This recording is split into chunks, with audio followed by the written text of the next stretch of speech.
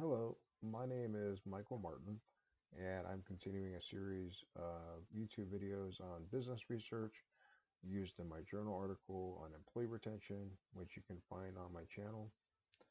I am seeking to help business owners and executives understand the research behind employee retention, leadership, and organizational strategy.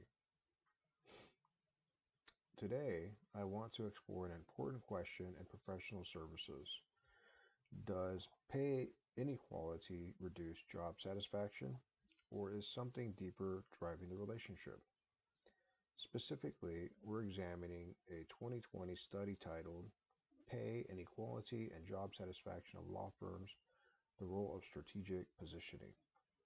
This research offers a nuanced insight that extends far beyond law firms.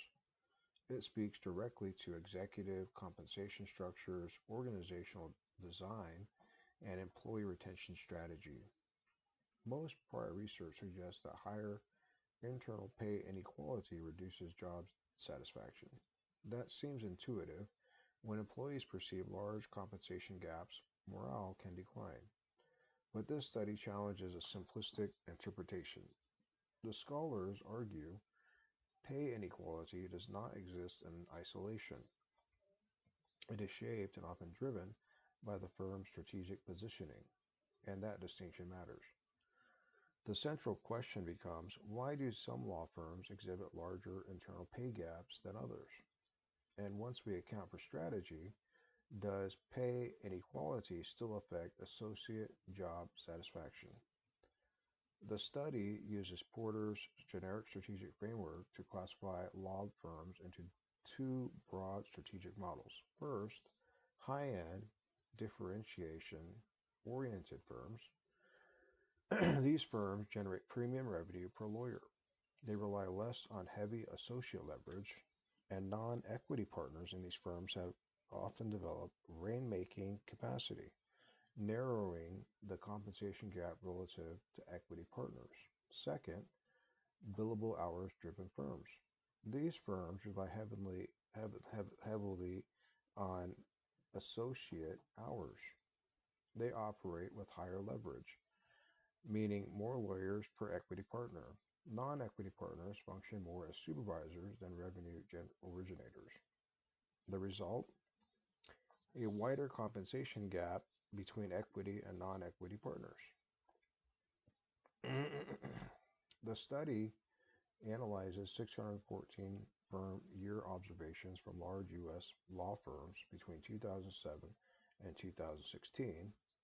Compensation inequality is measured as the gap between equity and non-equity partner compensation scaled appropriately.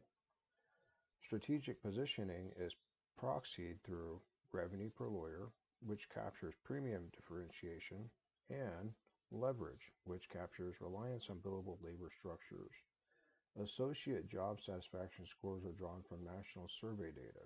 Importantly, the scholars also use advanced econometric techniques to address endogeneity, including two-stage and three-stage least squares estimation. This strengthens the credibility of the findings. Finding number one, strategic positioning predicts pay inequality. Higher revenue per lawyer is associated with lower pay gaps. Higher leverage is associated with higher pay gaps. In other words, compensation dispersion reflects structural strategy, not merely executive discretion. Finding number two, once strategic positioning is properly controlled for, higher pay inequality reduces associate job satisfaction, and a negative effect is particularly strong in higher leverage firms. That is the critical insight. Pay inequality does affect satisfaction, but its impact is amplified or mitigated by the firm's operating model. For executive leaders, this is not merely a compensation issue, it's a strategic architecture issue.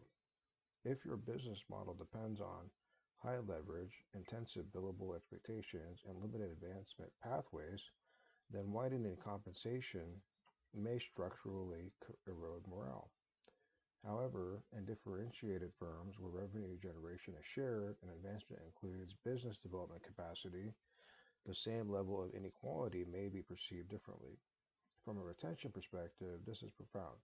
Job satisfaction, a known predictor of turnover, is influenced not just by pay levels, but by perceived fairness within the strategic design of the organization.